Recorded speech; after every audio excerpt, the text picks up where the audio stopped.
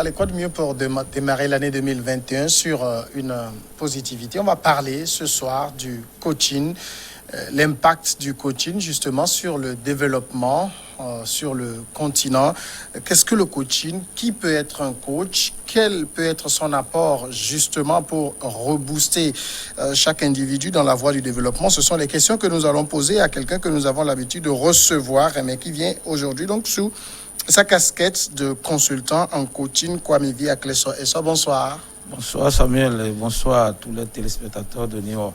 Et nos meilleurs voeux pour 2021. Une bonne et heureuse année à tout le monde, surtout qu'il y ait beaucoup d'argent à gagner, comme ça, moins de problèmes seront résolus. Beaucoup de problèmes plutôt seront résolus. Voilà, donc, alors on parle du coaching, de la place du coaching dans le développement. Mais j'ai envie de commencer par poser une question toute simple pour commencer. C'est quoi le coaching? En français simple, le coaching, c'est un accompagnement. C'est un accompagnement pour quitter un lieu apparemment défavorable pour la personne ou à un état défavorable pour la personne pour l'amener à une étape plus élevée ou à un état élevé comme ça. Cela lui permet à cette dernière de trouver ses marques pour s'en sortir. C'est de façon simple ça. Et je dirais également que dans cette perspective, il arrive que les gens confondent le coaching et le mentoring.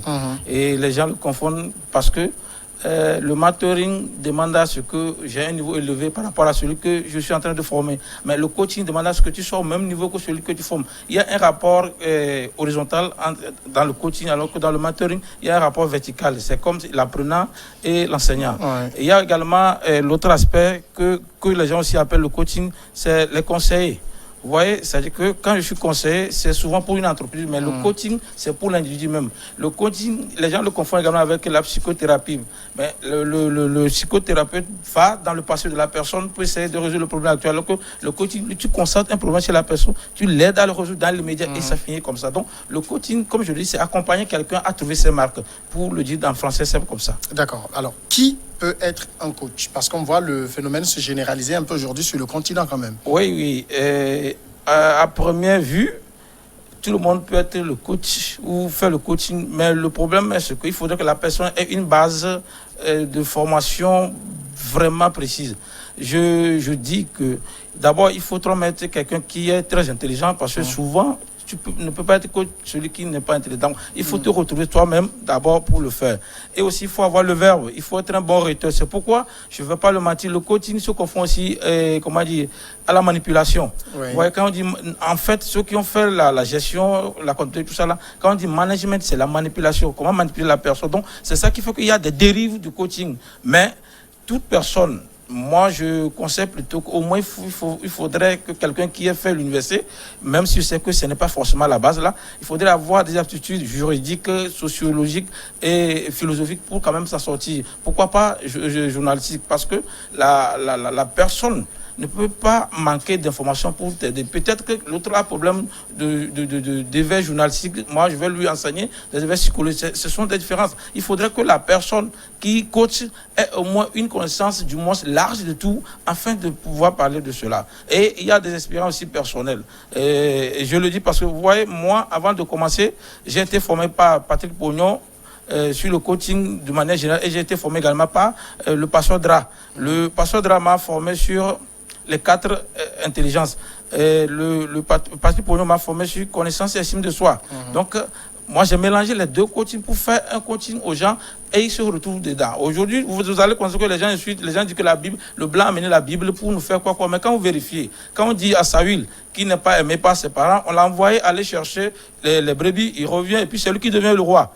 Et David également, on le laisse avec les brebis et c'est lui aussi qui... Ça voudrait dire que la Bible est en train de faire également le coach. Ça veut dire que tu peux partir de zéro pour devenir quelque chose. Donc, comme je le dis, si je n'ai pas cette base biblique, je n'ai ni une base philosophique, je n'ai ni une base juridique, je ne peux pas expliquer ça aux gens. Donc, c'est pourquoi on dit que le coaching, n'importe qui peut le faire, mais il faudrait au moins le béaba de certaines formations, comme je l'ai déjà précité. Voilà, en quelque sorte, ceux qui peuvent le faire aussi, les gens qui ont des mentales négatives ne peuvent pas le faire, parce qu'il faudrait montrer ta capacité à surmonter les choses. Je suppose que quelqu'un vient me voir. Monsieur Sor, je n'ai pas 500 francs, je ne veux pas aller à l'école. Il faudra arriver à le prouver qu'il peut aller à l'école. Ce n'est pas l'argent qui fait qu'il peut aller. Il peut aller à l'école, mais seulement il veut avoir les 500 poils. C'est deux choses différentes. Donc, quand je arrive à le faire savoir que, oui, voilà, je te réveille, voilà que tu peux aller. Donc, il va aller finalement sur les cours. Vous voyez, il y a des gens aussi qui pensent que quand on ne mange pas, on meurt. Mais, on mange pour survivre, mais on peut vivre sans manger. Mais les gens ne confondent pas ça. Donc, ça aussi, c'est le coaching. Mais quand tu fais voir la perspective, je me rappelle, on a fait une étude où on dit quelqu'un a 100 francs, je pense 100 francs, mais et qu'il a faim, il doit prendre Z demain matin pour aller à l'université. Et son petit frère est malade, qu'il aura besoin de para, et que lui-même, il a besoin de bougies pour apprendre. Mais on dit de choisir la chose la plus utile. Il dit qu'il va sauver son petit frère. Alors que dans le coaching, c'est ce que tu ne peux pas. C'est-à-dire que c'est dans l'impossibilité de tes efforts que tu peux choisir ça. Mais finalement, quand on voit tout ça là, on a vu que tout ce dont il a besoin la nuit là, c'est plutôt payer bougie à prendre. Parce que son petit frère ne peut pas mourir. On ne tombe pas malade la même journée à cause de les maux de tête. On mourit comme ça. Et ce n'est pas la veille. Et comment dire, la famine, ou bien son petit frère ne peut pas prendre et ne pas succomber. Ou karma, ce n'est pas parce qu'il a faim qu'il va mourir le jour-là. D'une manière ou d'une autre, on est arrivé à lui prouver qu'au moins il a l'examen le lendemain. Ça veut dire qu'il a pris des aptitudes pour réviser ses cours. Donc, il suffit qu'il lit la nuit, il s'en sort. C'est pour dire qu'il y a des propositions précises qu'il faut faire dans le quotidien. Donc, ce n'est pas n'importe qui le fait. Mais il y a le don là que tu peux recevoir aussi. Ça sent, quand tu as ce don, tu peux le travailler. Il y a d'autres qui le font par manipulation, je l'ai déjà dit. Quand un coach dit comment trouver 10 millions, c'est de la pagaille. On ne sait pas comment gagner 10 millions quelque part, mais ce sont des aptitudes. J'aurais voulu l'expliquer, mais je vais le résumer en deux choses comme ça. Il y a le critère de la personnalité et le critère du caractère, où on te dit que si tu obéis des gens bien, tu vas trouver du travail. C'est au moment où nos parents connaissaient des amis, ils prennent ta main, que voici une question. Mais aujourd'hui, c'est l'éthique du caractère qui te permet de trouver du boulot. Ça voudrait dire que toi-même, tes compétences, ta manière de faire les choses permet que tu trouves du boulot. Donc, voilà d'une manière ramassée qui peut le faire et la manière de le faire. Alors, quand vous dites qu'il faut quand même avoir un parcours, ça veut dire qu'il n'y a pas un parcours coach. Au niveau de la pédagogie, et ce n'est pas explicite comme ça. Mais je l'ai dit, tous ceux qui font gestion sont en train de faire le coaching, ça le savoir.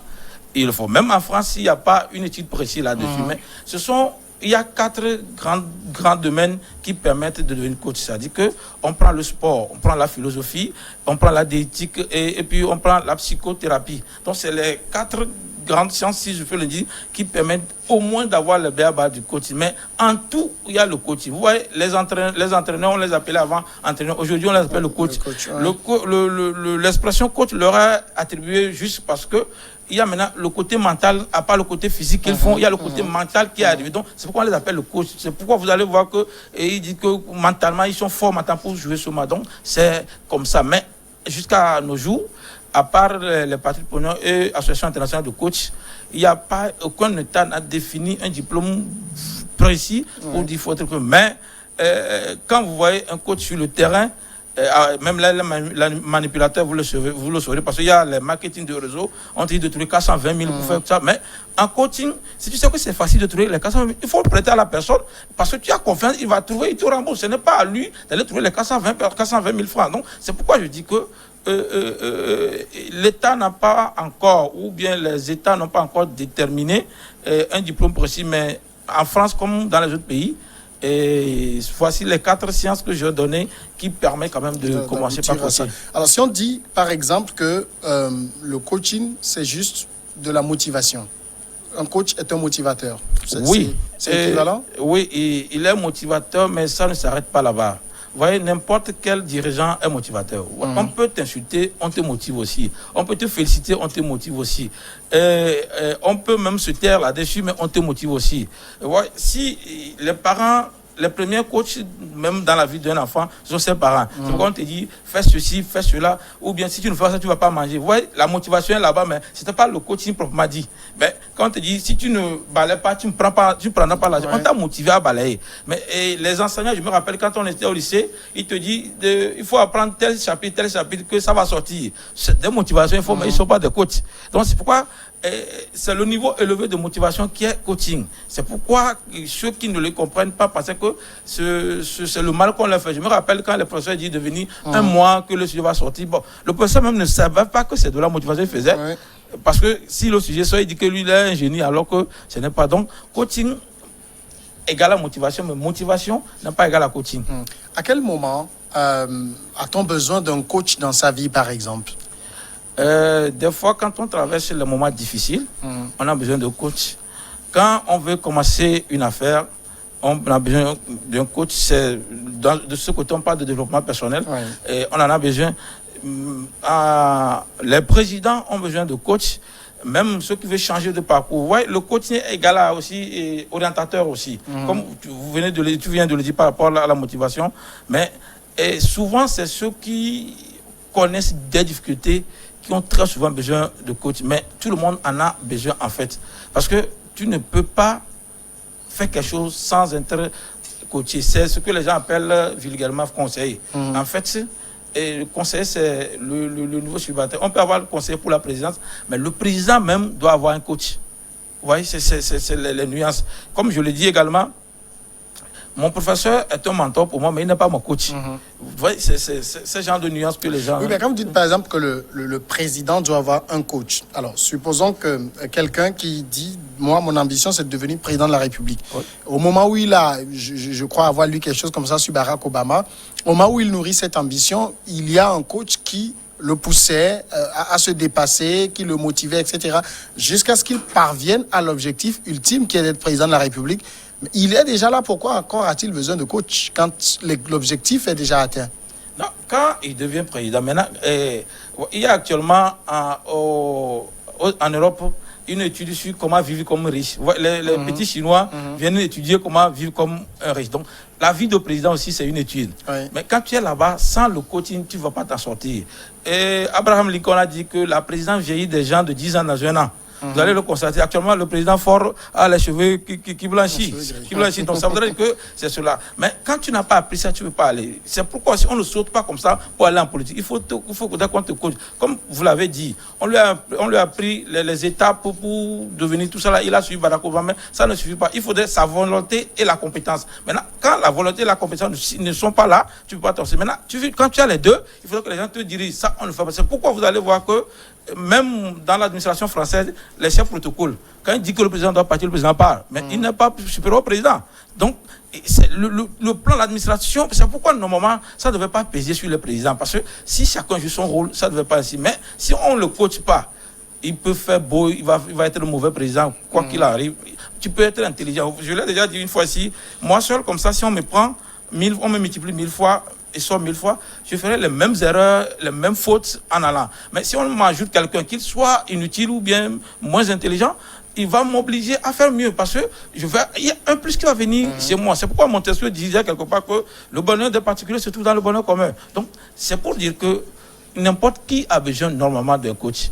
Et il y a des médecins, même quand on dit aller voir psychologue, tout ça, en fait, c'est le coaching, mais eux, ils vont dans ton passé pour voir les choses. Mais tout le monde, quel que soit ton niveau, tu as besoin de coach. Je me rappelle que j'étais à l'université quand une dame est venue me voir. Je le rencontre souvent. Elle dit que son mari ne la touche plus et que son mari ne l'aime pas. Bon, moi, je lui ai demandé, est-ce qu'elle fait cadeau à son mari? Elle dit, quoi? Qu'elle va faire cadeau à son mari? Comment? Elle dit, voilà, ton problème, c'est un problème de cadeau. Elle a pris mon numéro chez quelqu'un. Je lui dis, voilà, on va faire un essai. Tu prends 1000 francs. Lundi, tu achètes quelque chose de 200 francs. Mardi, 200, jusqu'à vendredi, tu achètes du francs. Les 5 jours dépassent les 1000 francs. Et samedi, vers 4h ou 3h, appelle-le, demande que tu as un problème avec quelqu'un, que tu dois résoudre un problème de 10 000 francs. S'il ne te donne pas, je te donne lundi, mais s'il te donne, je vais prendre. Dimanche, à 8h, elle m'a appelé que c'est comme ça, que le monsieur lui a donné 10 000. Voilà que tu n'avais pas besoin de... Mais elle ne savait pas que c'est ça le souci. Donc, vous voyez qu'il suffisait qu'elle vienne, qu'on l'explique, qu'elle s'en sort. Ce n'est pas quelque chose que le coach met dans ta tête, mais c'est ce que toi-même tu dois faire qui est en toi qu'on te réveille. Donc le coaching est plutôt un réveil. Pour répondre à ton ancienne question que tu m'avais posée là. Donc c'est une sorte de réveil de la personne, réveil psychologique de la personne pour savoir, je peux, et c'est comme ça la personne s'assoit. Donc, Alors, voilà. On a quand même, pour ceux qui sont, par exemple, des chrétiens qui lisent régulièrement la Bible, qui ont des paroles de motivation et tout, est-ce que ces gens ont encore besoin de coaching? Parce que moi, je suivais un débat là-dessus et ça portait sur le développement personnel, où on avait quelqu'un qui faisait du développement personnel, un autre qui était chrétien qui disait non, tout ce que vous faites est déjà dans la parole de Dieu, dans la Bible, etc. et tout. Est-ce que finalement, ce ne sont pas des choses qu'on a déjà, qu'on peut découvrir en étant dans familier, je ne sais pas, ceux qui ont le Coran, ceux qui ont la parole de Dieu, que les coachs transforment pour éblouir un peu? En réalité, tout est dans la Bible. Et il n'y a rien, tout ce qu'on fait dans la Bible. Vous voyez, la Bible dit dans Jean 10, verset 35, que vous êtes des petits dieux. Donc ça veut dire que vous pouvez tout faire. Et Jésus dit également que si vous croyez, vous avez la foi comme un grain de sénévé, vous pouvez déplacer les montagnes. Il y avait tout déjà. Mais il y a des gens, il faut les guider à faire ça. Ils ne savent pas qu'ils sont capables de faire ça. D'autres sont là tellement que c'est comme s'ils sont perdus. Donc, il faudrait leur guider. Sinon, c'est comme si je lis la Bible, je n'ai plus besoin d'un pasteur, en fait. Mais, vous voyez, les pasteurs sont là, des fois, pour me révéler certaines choses de la Bible. C'est dans la même sphère que le coaching est là. Tu peux avoir tout, mais il faudrait que des gens t'aident. Parce que le travail de coach, il va avoir mieux de ce que toi-même tu n'auras pas le temps. Imagine que tu es un directeur d'entreprise. Tu dois t'occuper du salaire des ouvriers, tu dois faire ça et ça. Donc, tu n'auras pas le temps vraiment pour analyser. Alors que le coach va le faire. C'est comme ça que tu ne peux pas être toi-même ton chargé de la communication. Il faudrait prendre quelqu'un pour la communication. Comme maintenant, il y a la communication numérique où quelqu'un doit s'occuper des réseaux. Tu ne peux pas faire ça. Mais ce n'est pas que tu ne sais pas faire. Il faudrait que quelqu'un joue ce rôle. C'est en cela que ça marche. Toi, tu ne peux pas accumuler ça. Mais je le dis d'une manière profonde, tout le monde a cet éveil en lui. Il y a des gens qui ne savent pas qu'on les réveille, il peut se lever, il peut le faire et qui n'en aura pas. Mais arrivé à un moment, il a besoin de gens pour faire certaines choses. Peut-être le coaching a des degrés aussi. Peut-être je sais comment gagner 100 000 aujourd'hui, ou bien je sais comment faire une activité pour gagner 100 000. Mais peut-être que je savais comment faire ça, mais je n'ai pas la gestion des émotions. Donc, si je vends la voiture, je peux gagner 100 000. Le matin où ma femme m'énerve ou quelqu'un m'énerve, je viens, j'insulte un client. Donc, il faut une autre formation sur la gestion des émotions pour savoir que quel que soit ce qu'on t'a fait à la maison, vous voyez les agents de Togo 7 Move souvent parlent mal aux gens, les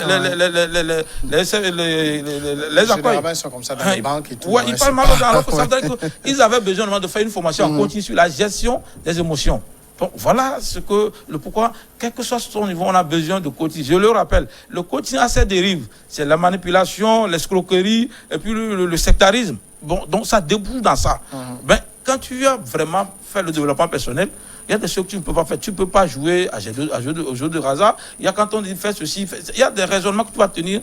Tu t'en sors. Ça te préserve de ce genre de choses, en fait. Voilà pourquoi moi je dis qu'il faudra qu'on arrive quand même à réguler le coaching autour de certains règlements précis. Alors, si chacun, je parle spécifiquement du continent, a un coach pour lui, est-ce que ça va booster le développement? En réalité, oui. Si les coachs sont honnêtes, ça devrait booster le développement. Parce que le développement personnel, c'est l'amélioration de soi, c'est le développement de soi. Si chaque individu s'est développé et que c'est le groupe qui se développe, c'est le pays qui se développe en fait. Mais dans ça, les gens font des dérives. Et ce n'est pas ça qui est... Vous voyez, les États togolais, les États plutôt africains, ne subventionnent pas le coaching. Et moi, j'ai formé au moins 1000 et quelques élèves au lycée d'Adeta, tous les lycées, les élèves du lycée de Bamono. J'en ai fait, je suis allé à Vaughan, Kara, mais nous avons fait à nos propres frais. Il y a des topos qu'il faut donner. Sans subvention, ce genre de choses, c'est de l'argent, il faut prendre pour le faire. Donc, on a donné ce genre de choses. Même on a fait un emploi du temps de Monseigneur Bariga qui a fait sortir comment réussir à maîtriser son cours avant l'examen. On a fait un programme, un emploi du temps qu'on a donné gratuitement avec un topo, quelles sont les expressions à éviter du français, lesquelles prendre pour étoffer. On a donné ça gratuitement. Ça nous a coûté. Mais vous voyez que si nous on a juré, on a promis de ne pas vendre ça aux lycéens, un topo peut aller entre 400 et 500. L'emploi du temps, c'est 300, des fois 200. Si on vend ça, on n'a rien vendu. Surtout quand dans le programme des lycéens, on ne vend rien. On le donne gratuitement. S'il y avait normalement les subventions de l'État, on devait faire ça sur tout l'étendue du territoire. Parce que nous, on a constaté que les gens fréquentent, c'est arrivé à l'université qui cherchent ce qu'il faut faire finalement. Alors qu'il faudrait qu'au lycée, qu'ils arrivent à déterminer ce qu'ils veulent devenir pour choisir ce qu'il faut faire. Il y a d'autres qui, s'ils savent que il veut devenir médecin, ils allaient bourser leur note depuis le lycée. Ils ne le savent pas. Actuellement, il y a un parent m'a appelé de venir orienter son enfant. Elle a une mention assez bien. Elle a fait, action commerciale, force de vente G3. Mais quand elle me dit qu'elle veut faire comptabilité ou économie. Maintenant, je lui ai posé la question, pour faire quoi? Pour devenir quoi? Elle me dit pour devenir sociologue. Vous voyez, c'est-à-dire que elle s'est trompée et j'ai dit non, on le fait pas. C'est pas trompé, c'est perdu. Ouais, ça, vous le dites. Donc je dis que même si je sais qu'en économie, il y a économie de développement qui a un trait vers la sociologie, mais ce n'est pas le lieu où on passe pour devenir sociologue. Donc elle aurait mieux s'inscrire à la sociologie. Donc c'est quand j'ai dit ses parents ont ri que voilà. Vous voyez? Donc malgré le fait qu'elle a eu une mention bien, elle ne se retrouvait pas. Ouais. Voyez? Est-ce que le coach est censé être meilleur que celui qu'il coach? Dans le domaine où tu es en train de le coacher, tu es censé avoir plus d'informations là-dessus. Et c'est comme si... Je vais peut-être donner un exemple pour étayer. Hein. Vous avez quelqu'un qui a beaucoup d'argent et qui a des difficultés à les gérer et qui appelle un coach qui lui-même n'a pas d'argent. Oui, c'est ça le souci. Le coach peut maîtriser la gestion des finances. Où il y a l'étude financière. Il le fait, mais il n'est pas riche. Lui, il a l'argent, mais il ne sait pas gérer. Parce que, vous voyez, je veux donner l'exemple qu'il me suit beaucoup, Adebayor. Vous voyez, il y a un moment où Adebayor distribuait de l'argent à Didier Alessi. Mais si il avait confié ça à un coach, s'il sort 10 millions, c'est fini, il retourne. Mais quand Adebayor distribue l'argent, c'est fini. Il retourne encore prendre l'argent pour... Malgré le fait qu'il a de l'argent, il faut dire qu'il voit peut-être un gestionnaire qui est aussi un coach en finance pour dire qu'on va investir ici. Quand son argent sera bien géré, malgré le fait qu'il est plus riche que le gestionnaire. Vous voyez, c'est ce qu'on dit. Le problème avec l'université ne forme que des employés. C'est pourquoi celui-là, il n'a pas le niveau requis comme son gestionnaire, mais c'est le gestionnaire qui va lui apprendre comment gérer son argent. Donc, il le faut. Tu peux beau avoir l'argent plus sur le coach, mais il va te montrer la manière de bien... Puisque tu vas le payer en fait de quoi. Donc, c'est ton employé.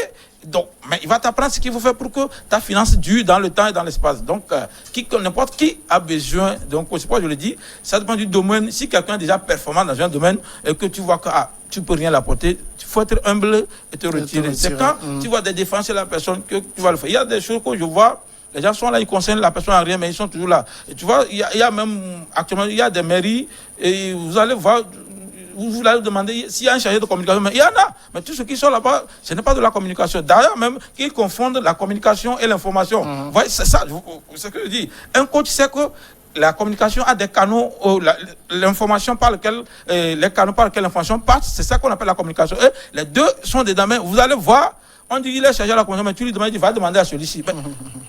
Pourquoi est-ce qu'il est chargé de la communication? Pour dire que le coach, c'est quelqu'un qui sait au moins là où tout se trouve et qui devait avoir une sorte d'élévation sur les sujets qu'on lui propose. Voilà en quelque sorte. D'accord. Dernière question peut-être sur le sujet avant de rendre l'antenne.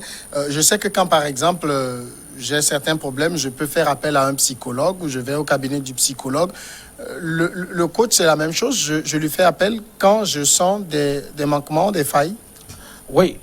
C'est que les gens ne sont pas humbles des fois. Il sait qu'il a ce problème. Et il va dire qu'il va le faire. Vous allez voir, il y a au moins beaucoup de gens qui disent qu'ils sont coachs. Quand vous le voyez, ces derniers moments, au moment où vous voyez que ça, c'est un pire que ce qu'il dit. Ça rejoint un peu la question que vous avez posée sur si le coach, c'est quelqu'un qui est mieux que lui peut le faire. Ici, je ne peux pas enseigner comment maîtriser ses émotions et moi-même, je suis la première personne à m'énerver. Oui. Vous voyez, c'est le contraire à ce que tu fais. Donc, n'importe qui, quand il doit faire quelque chose, comme on peut aller voir un avocat, un huissier, on devait normalement voir un coach. Mais comme je le dis, c'est les dérives que j'ai précitées avant qui causent le problème. Et par exemple, moi je dirige une association composée d'étudiantes et d'étudiants. Et nous, on a eu une agence de test, toujours uniquement des étudiantes, mais nous, on a dit que aucun membre de bureau ne va sortir avec nos filles. Mais vous allez voir, quand on fait des photos, les gens demandent que vous seulement vous changez de filles. Mais chez nous, tu ne peux pas sortir avec une fille. Il y a sanction lourde par rapport. Parce que l'image qu'on veut donner, c'est cela. Donc, c'est pourquoi je dis que c'est même parce qu'on est coach qu'il faut abuser de ces genre de personnes. Il faut, mais comme les gens savent, il y a des coachs qui ont épousé ceux qu'ils ont coachés. Ouais, ça ne rate pas dans la déontologie du métier. Donc, c'est pourquoi je dis que Et c'est les dérives qui créent le problème. Sinon, n'importe qui a besoin de coach, nous serons que il faut tester la personne pour voir au moins est-ce que la personne répond au nombre de tout ça là. Parce que actuellement, moi, surtout, c'est les étudiants qui me créent le problème. Vous voyez, l'entrepreneur, tout ce qu'on fait, on pouvait mieux prendre des coachs pour expliquer certaines choses parce que les gens sortent, ils rentrent dedans et puis des problèmes. Mais on ne leur explique pas comment faire ça, comment faire. C'est pour dire que tout le monde en a besoin. Comme dit Akleso, merci d'être passé répondre à nos questions.